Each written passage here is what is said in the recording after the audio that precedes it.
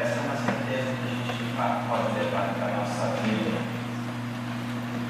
Mesmo que os momentos da nossa vida sejam momentos complicados, sejam difíceis, tenhamos desafios muito maiores do que nós podemos ter a certeza de que com Jesus nós podemos vencer.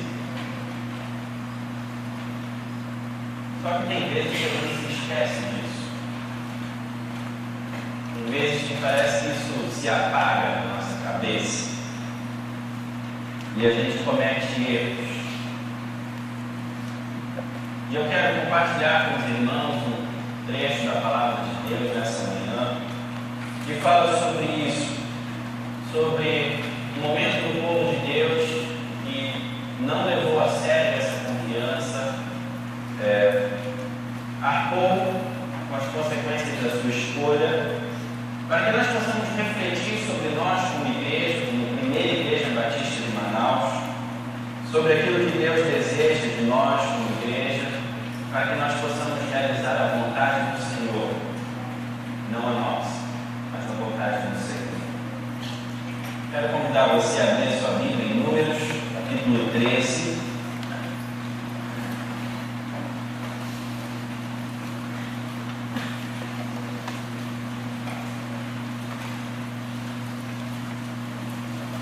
Nós vamos ler a partir do versículo 25.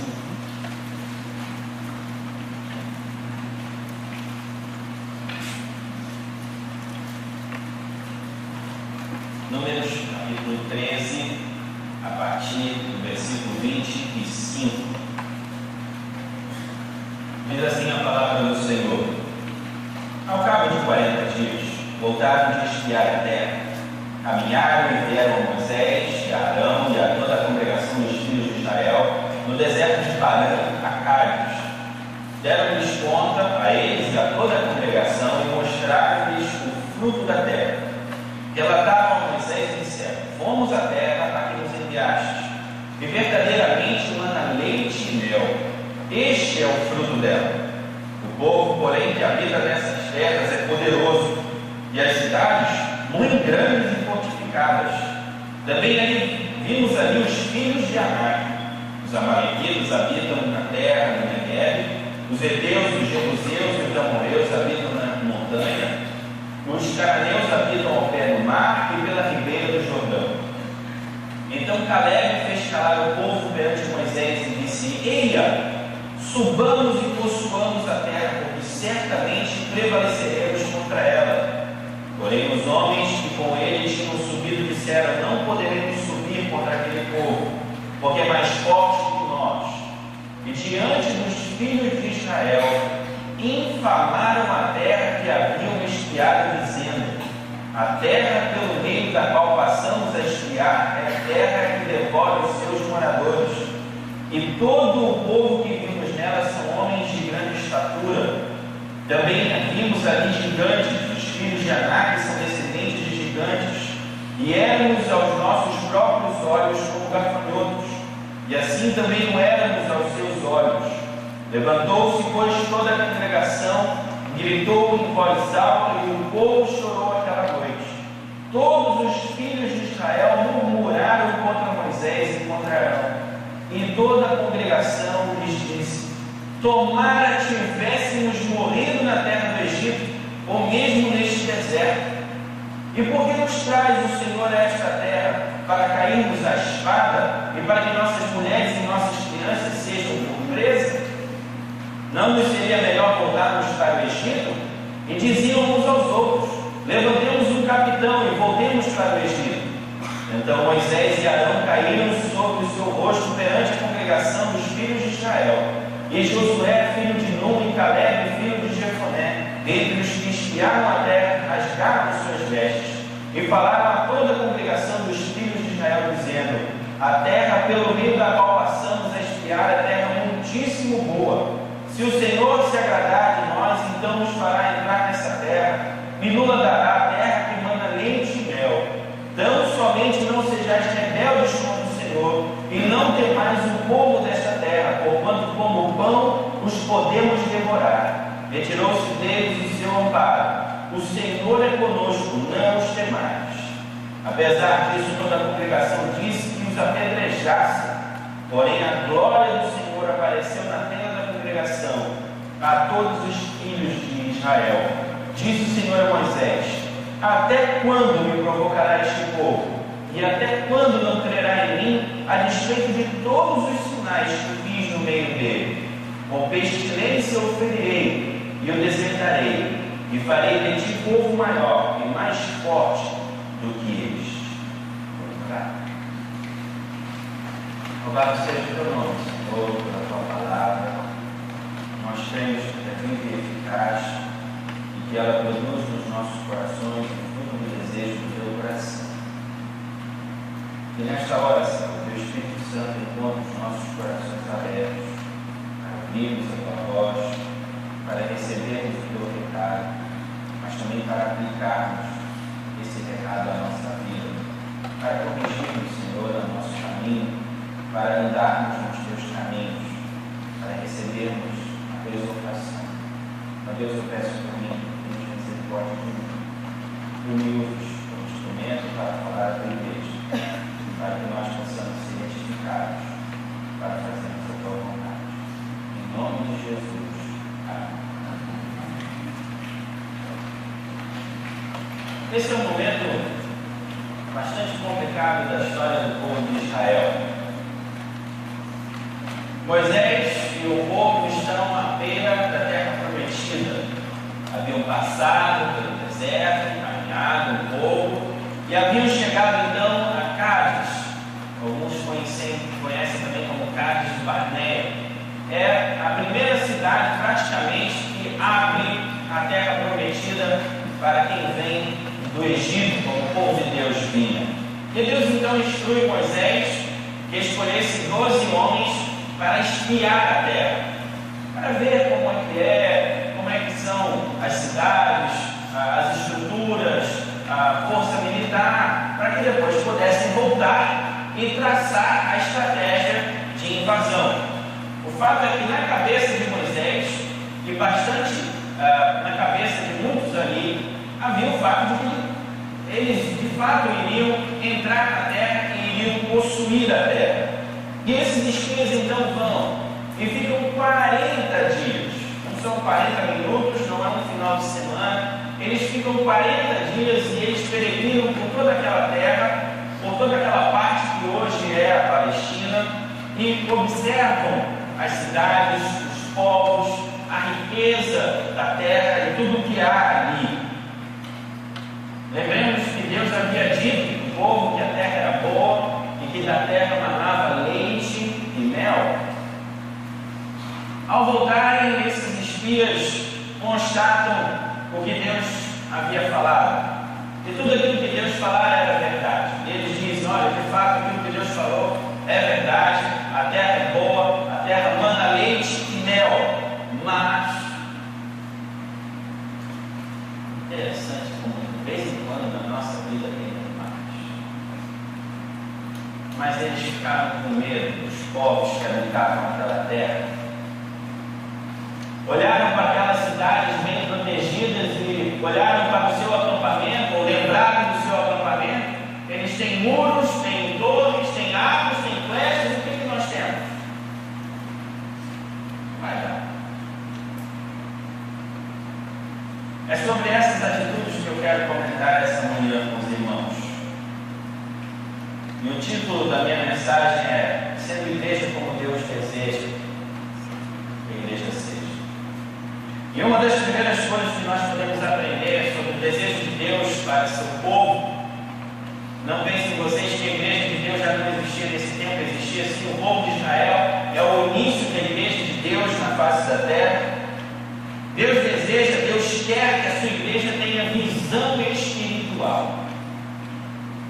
Essa qualidade espiritual foi uma das que faltaram a esses espias que foram ver a terra. Se você voltar um pouco no capítulo 13, no início, você vai ver que quando Moisés escolhe esses 12 homens, eles escolhem porque eles eram líderes nas suas tribos. A palavra usada para denominar isso Bíblia, em várias versões, inclusive na que eu uso, é príncipes. Significa que eles eram príncipes, eles tinham princesa, tinham rei, é o sentido de liderança, eram pessoas de proeminência, de liderança política em suas tribos. Entretanto, apesar de terem proeminência política, de serem líderes, de serem respeitados, não eram espirituais.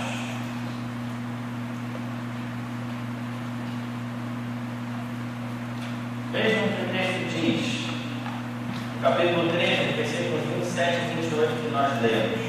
Relataram a Moisés e disseram: fomos à terra dos enviados, e verdadeiramente manda leite e mel. Este é o fruto dela. Eles trouxeram, irmãos, um cacho de uvas, que foi necessário 2 homens para carregar. Provavelmente o cacho era do tamanho de um homem e pesava tanto quanto um homem. Tiveram que colocar apoiado numa madeira, e 2 homens vieram carregando então aquele cacho de uva. Está aqui é a prova de que de fato a terra é boa.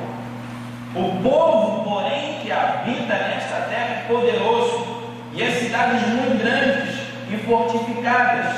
E também vimos ali os filhos de Anak. Porém os homens, versículos 31 e 32, que com ele tinham subido, disseram: não poderemos subir contra aquele povo, porque é mais forte do que nós. E diante dos filhos de Israel infamaram a terra que haviam espiado. Queridos, quando a igreja perde a visão espiritual, o declínio espiritual, moral, social começa. Aqueles homens enxergavam apenas aquilo que seus olhos podiam ver, enxergavam humanamente. E não é errado isso. De fato, aquilo que eles viram a verdade. Era um povo maior, era um povo mais forte, era um povo mais bem armado. Mas eles não conseguem ter visão espiritual da situação.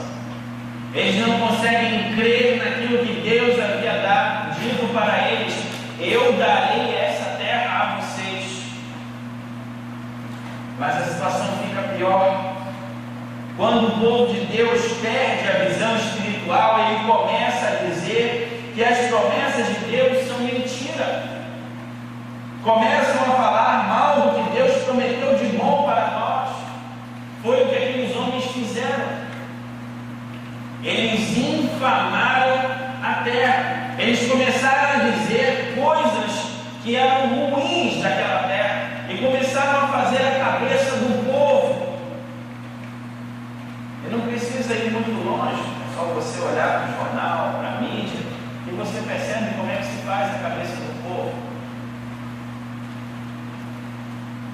Deturpação da verdade, influenciando o restante do povo contra Deus e contra a vontade de Deus. Foi o que aconteceu aqui. O que estamos dizendo, que estes homens dizem, quando nós, como igreja, fazemos o que eles fizeram, nós estamos dizendo que Deus não tem poder para derrotar os gigantes que se levantam contra o Senhor. É muito estranho que isso aconteça na vida desse povo. Se acontecesse na nossa, talvez a gente pudesse até entender. Mas esse povo havia visto recentemente as pragas do Egito, havia visto o mar se abrir e eles passarem a pé enxuto pelo leito do mar, haviam visto a coluna de nuvem, a coluna de fogo acompanhando, direcionando, protegendo o caminho. Como é que agora eles podem temer pessoas, povos que eram inferiores ao povo do Egito, a quem Deus havia derrotado?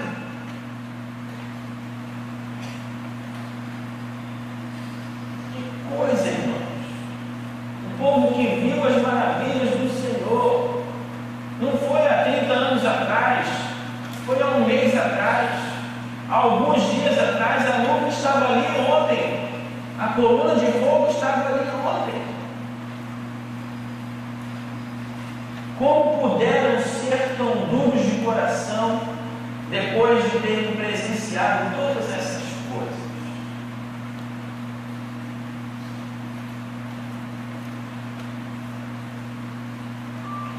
Eu quero trazer a aplicação sobre isso, a nossa existência como igreja. Nós comemoramos no mês passado 113 anos de existência como igreja. A nossa fundação, irmãos, no dia 5 de outubro de 1900, no século passado, se dá única e exclusivamente pela graça de Deus. Irmãos, eu fico pensando, às vezes eu paro para pensar sobre isso. Eu fico pensando como é que Deus é grandioso e poderoso e realiza o que realizou para que essa igreja existisse. Imagine uma família foge da Suécia para os Estados Unidos. Da Suécia, não é ali da esquina, é da Suécia. E não é para cá, é para os Estados Unidos. Naquela família vai um garoto junto chamado Eric Nelson. Na sua juventude, Deus coloca no seu coração o desejo de levar a mensagem de Deus ao Vale do Rio Branco. É o Rio Branco que toca Boa Vista, né? Descendo, deságua do Rio Negro. E esse rapaz, então, obedece à vontade de Deus. Ele vem para o Brasil, ele vem, irmãos, como a gente costuma dizer na nossa linguagem popular, com uma mão na frente e a outra atrás. Ele não vem com sustento de igreja, ele não vem com sustento de junta, ele vem em obediência ao Senhor. Eu não estou falando disso há 30 anos atrás, eu estou falando do final do século retrasado. Esse jovem vem e começa a trabalhar, ele se corresponde com uma moça nos Estados Unidos, propõe casamento para ela, e ela vem na mesma condição que ele, e eles se casam em Belém. E eles começam a trabalhar, evangelizar, pregar, etc. E Deus começa a fazer maravilhas.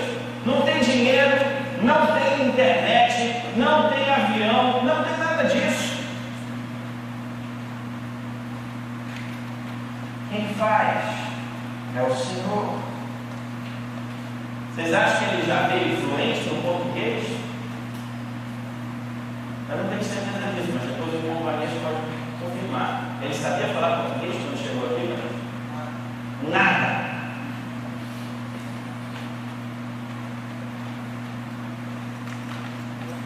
Irmãos, é a graça de Deus.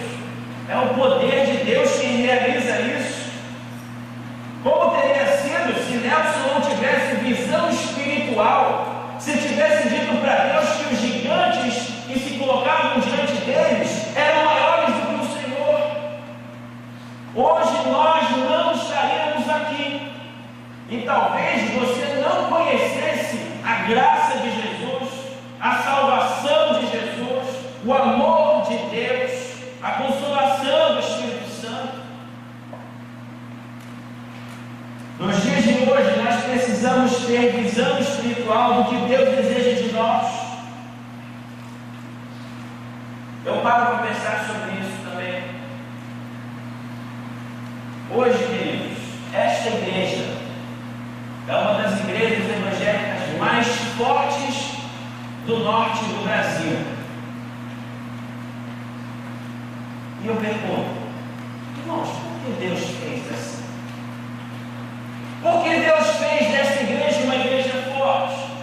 É só para a gente bater no peito, como uma vez eu vi, eu já contei para os irmãos, eu sou da primeira igreja. É para isso.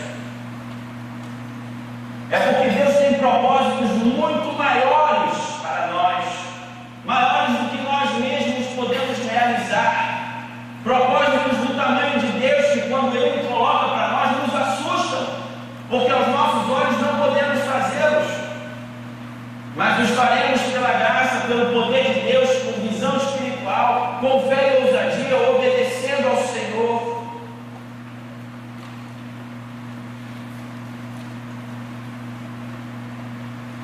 Deus faz assim para ser glorificado, para ser conhecido na nossa cidade, no nosso estado, no nosso país e pelo mundo afora. Quantas estratégias, irmãos, pequenos grupos, discipulado, música, estudo bíblico, novo tempo, congregações, sustento de missionários no Amazonas e em outros lugares, abertura de frentes missionárias, tudo são estratégias de Deus e planos de Deus para nos fazer conhecer o quão grande Ele é e proclamarmos essa grandeza, a grandeza da sua salvação aos que estão ao nosso redor e aqueles que estão longe, muito longe de nós.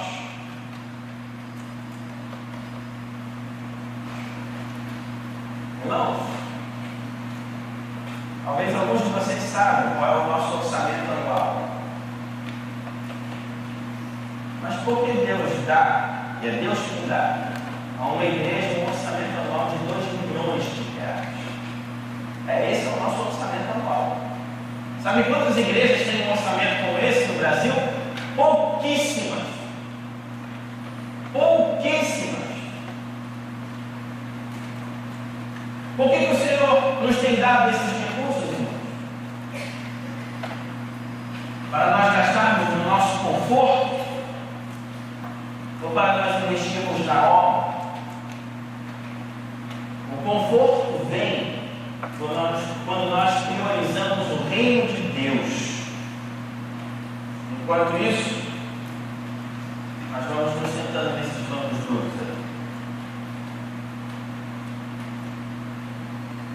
Mas Deus também deseja que a sua igreja tenha fé e ousadia. Infelizmente, nesse caso que nós estamos analisando, essa foi outra qualidade que faltou à maioria daqueles líderes que estavam ali.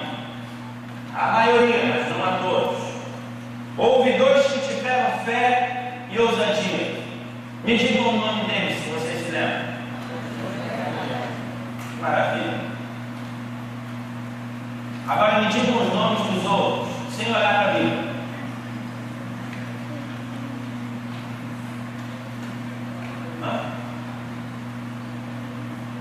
Ninguém lembra.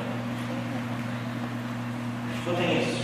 A história se encarrega de apagar os fracassados, mas não se esquece dos tementes também.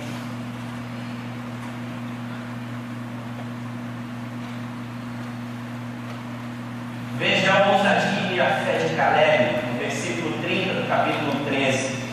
Então Caleb fez calar o povo perante Moisés. A confusão estava armada ali. Os outros companheiros de viagem vieram e começaram: não vai dar certo, não, é difícil, não, é impossível, não dá, não, nós não vamos. Aí começa aquela confusão, né? Vamos na linguagem popular, no vulgo, lá no Rio de Janeiro a gente usa bastante essa expressão. Aí começa aquela confusão. Aí se levanta alguém que pela sua autoridade espiritual faz calar o povo. E olha o que Caleb diz: eia! É uma chamada de atenção. Subamos e possuamos a terra, porque certamente prevaleceremos contra ela. Essa é a visão espiritual de quem teme a Deus, de quem conhece o caráter de Deus e sabe quando Ele diz algo, Ele não mente. É alguém que tem fé no Senhor, é alguém que tem experiências com o Senhor, como aquelas vividas pelo povo anteriormente, há poucos dias e há poucos meses. É alguém que caminha junto com o Senhor. Josué, mais adiante, no capítulo 14, os versículos de 6 a 9, diz assim: e Josué, filho de Nun, e Caleb, filho de Jefoné, dentre os que espiaram a terra, rasgaram as suas vestes. Isso é sinal de temor ao Senhor. Aconteceu algo de tão grave que eles rasgam as suas vestes, é como se estivessem rasgando as suas vidas.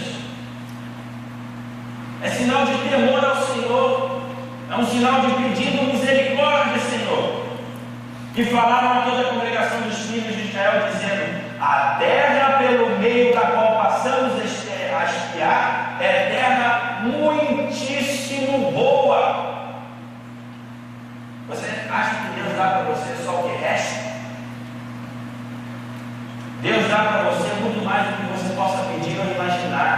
Não sou eu que estou dizendo isso, não, é a palavra de Deus que diz isso. Deus é Deus de superabundância, a palavra de Deus também diz isso. Deus tem o melhor para nós e a palavra de Deus também diz isso.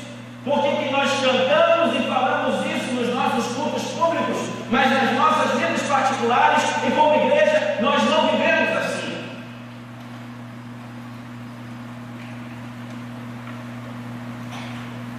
Se o Senhor se agradar de nós, então nos fará entrar nessa terra e nos dará terra que mana leite e mel.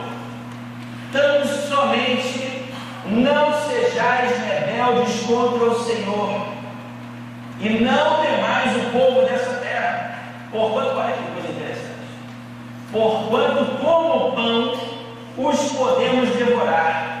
Retirou-se deles o seu amparo. O Senhor é conosco, não os temais. O povo era mais forte, o povo era mais numeroso, o povo era mais bem armado, mas perceba a comparação que Josué faz. Josué compara esse povo com o pão que você come de manhã no café. Ou se você não come pão, você come aquela tapioca. E você pega assim, né? Joga farinha. Pode parar, está dando fome. Bem de jejum, Deus abençoe. Você pega o pão que você come, passa no queijo, o que você quiser passar dentro.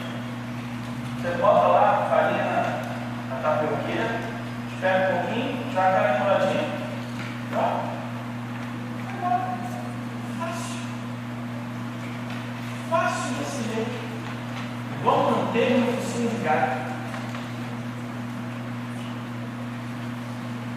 Essa é uma comparação pessoal com fé e ousadia espirituais. Pode fazer. Comparar o inimigo humanamente superior com o pão que você come de manhã no seu café requer muita ousadia e muita fé em Deus. Paulo já dizia a Timóteo em alguns dos seus conselhos, nas suas cartas, porque Deus não tem dado a nós espírito de covardia, mas de poder, de amor e de moderação. 2 Timóteo 1,7. Agora, sabe o que acontece quando a igreja é covarde? Olha aí no capítulo 14 de Números, no versículo 10. Apesar disso, toda a congregação disse que os apedrejassem. Tenha paciência, irmãos. São os únicos que têm fé, são os únicos que têm visão espiritual, são os únicos que conseguem ousadia da parte do Senhor, e a igreja manda apedrejá-los. Eles estão querendo levar a igreja no caminho certo, e olha o que a igreja faz com eles.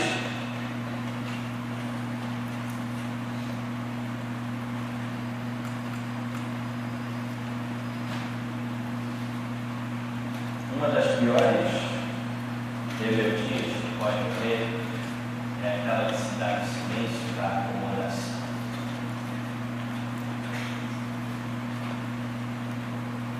Quando isso acontece, a visão da igreja fica completamente deturpada, completamente distorcida. E numa linguagem bem popular, a igreja começa a jogar contra a vontade de Deus. E eles só não são apedrejados porque Deus aparece na hora. Deus interveio e livrou os seus servos do apedrejamento. A outra coisa que Deus deseja que sua igreja seja e faça é que ela seja obediente. Irmãos, em 15 dias, o povo poderia estar usufruindo das bênçãos de Deus. Ao invés disso, levou 40 anos perambulando pelo deserto para que toda uma geração perversa, rebelde, desobediente morresse no deserto. Palavras de Deus a Moisés, no capítulo 14, versículo 11 de Números. Disse o Senhor a Moisés: até quando me provocarás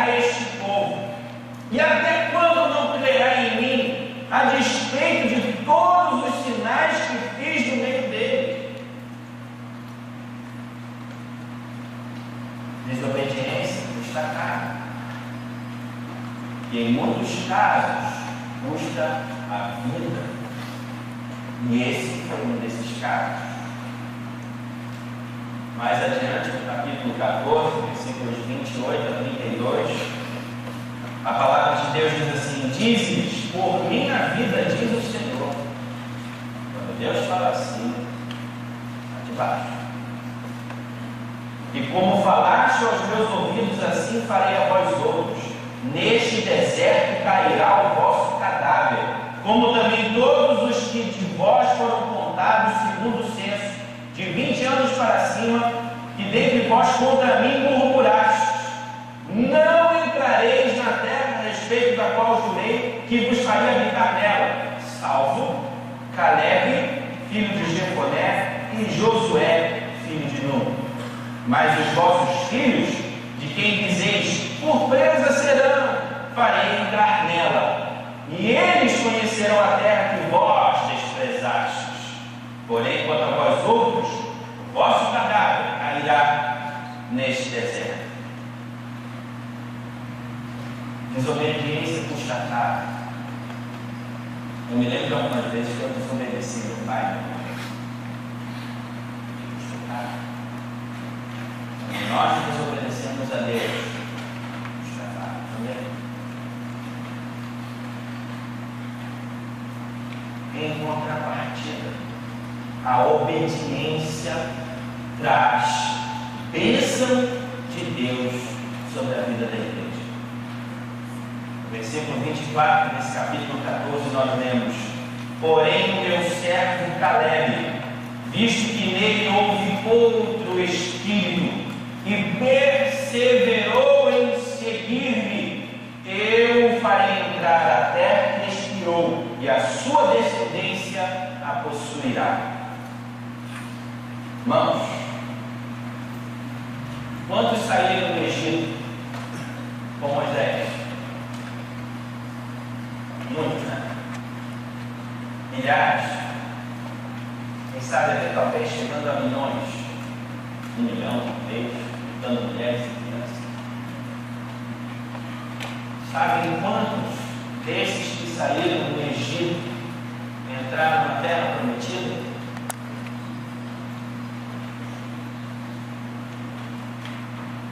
2. Sabe por quê? Porque tiveram visão espiritual, porque tiveram fé e ousadia, porque obedeceram ao Senhor. Obedecer a Deus não é meramente uma questão de escolha, mas de sobrevivência. Há escolhas que são relativas, mas a obediência a Deus não pode ser relativizada, nem cumprida pela metade. Teve um personagem bíblico que cumpriu pela metade, um personagem chamado Saul, que foi o primeiro rei de Israel. Em 1 Samuel 15, Deus dá para ele uma ordem: vai lá, mate Agag, mate todo o povo, inclusive mulheres e crianças, mate todos os bichos, carneiro, vaca, cachorro, gato, tudo. Eu quero esse povo exterminado. O meu juízo contra esse povo se dará neste momento. E não pensem que isso é a arbitrariedade de Deus, porque Deus é o Todo-Poderoso. Todos os povos da terra são de Deus. Todo ser humano que pisa nessa terra é de Deus.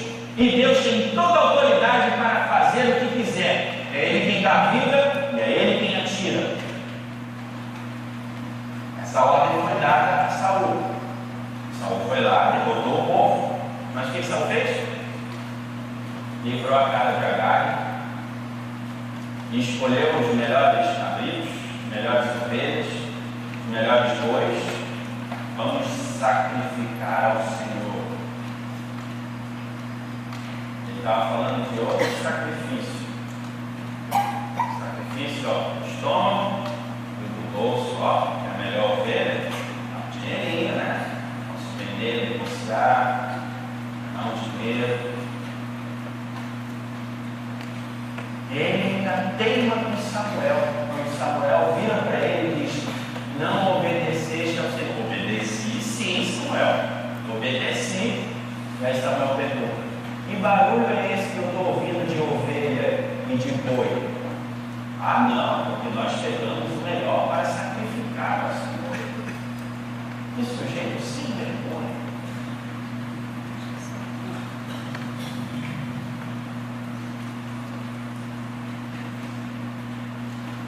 Samuel disse para Saul o seguinte: tem porventura o Senhor tanto prazer em holocaustos e sacrifícios, quanto em se obedeça à sua palavra? Eis que o obedecer é melhor do que o sacrificar, e o atender melhor do que a gordura de carneiro.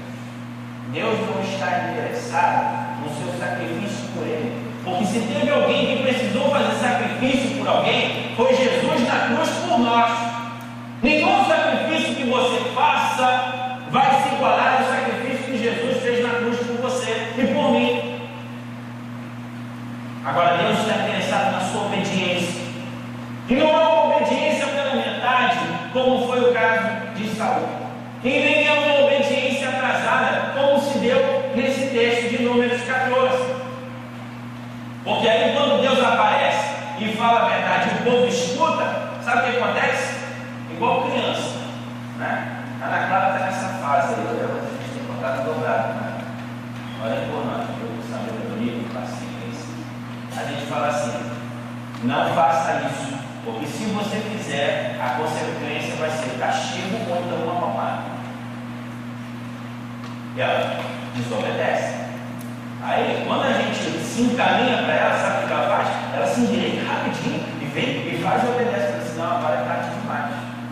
Era para você obedecer na hora que eu mandei. Não é assim quando você dá uma ordem para o seu filho, para a sua filha? Você não quer ser obedecido na hora? Muito mais Deus. Quando Deus aparece e fala, aí o povo ficou: ah, não, então agora nós queremos ir. Aí vai todo mundo caminhando. Mas eles viram: vocês vão aonde? Agora é tarde. A hora de obedecer passou. Agora vocês vão sofrer as consequências. Versículos 39 a 43 desse capítulo 14. Falou Moisés essas palavras a todos os filhos de Israel, e o povo se contristou muito. Ah, agora se contrista? Fica tristinho agora? Por que não ficou antes?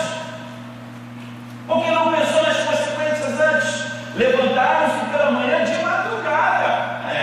Levantaram 8, 9 horas, levantaram 4 horas da manhã. Vamos lá, que agora a gente vai mover o coração do Senhor, e a gente vai fazer e vai acontecer, e o Senhor vai ver que a gente é bonitinho e a gente é obedientezinho. E subiram ao cimo do monte, dizendo: eis-nos aqui, e subiremos ao lugar que o Senhor tem prometido, porquanto havemos pecado. Ah, pecou? Pecou mesmo. Mas agora você vai sofrer a consequência. Porém, Moisés respondeu: por que transgredis o mandado do Senhor? Olha a desobediência de novo. Sabe por que Deus tinha mandado eles darem meia volta e começarem a caminhar na direção do deserto? Eles desobedecem de novo. O povo desobediente. Por isso não prosperará. Não subais, pois o Senhor não estará no meio de vós, para que não sejais feridos diante dos vossos inimigos. Moisés avisa: porque os amalequitas e os cananeus ali estão diante de vós, e caireis a espada. Pois uma vez que vos desviaste do Senhor, o Senhor não será convosco. Se você continuar, você vai ver a peia que eles tomaram. Deus não quer que você obedeça pela metade, e Deus não quer que você obedeça atrasado. Ele deseja ser obedecido na hora em que Ele dá a ordem. Porque quando nós obedecemos na hora que Deus dá a ordem, nós estamos demonstrando a nossa fé, a nossa visão espiritual, a nossa ousadia, a nossa confiança no Senhor. Nós estamos mostrando que de fato nós cremos no Senhor, não é só da boca para fora.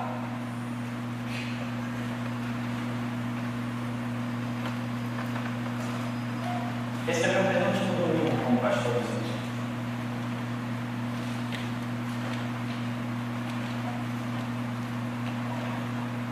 Essa mensagem está aqui aceita.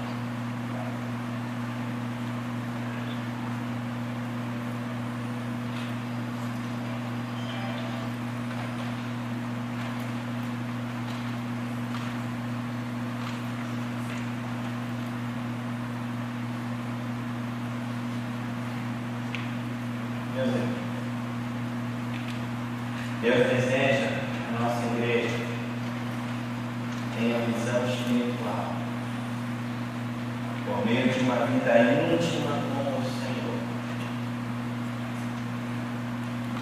Ele também deseja que nós sejamos tomados por inteiro pelo Espírito Santo e exerçamos a nossa fé e sejamos espiritualmente ousados para viver a vontade do Senhor plenamente.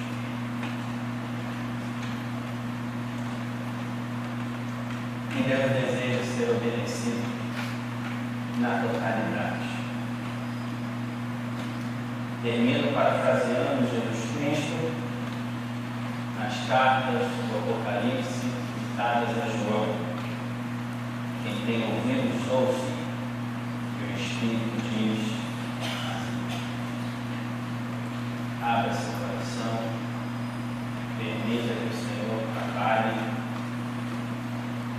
faça o que tiver de fazer, dê a você visão espiritual, dê a você fé, dê a você ousadia, que você seja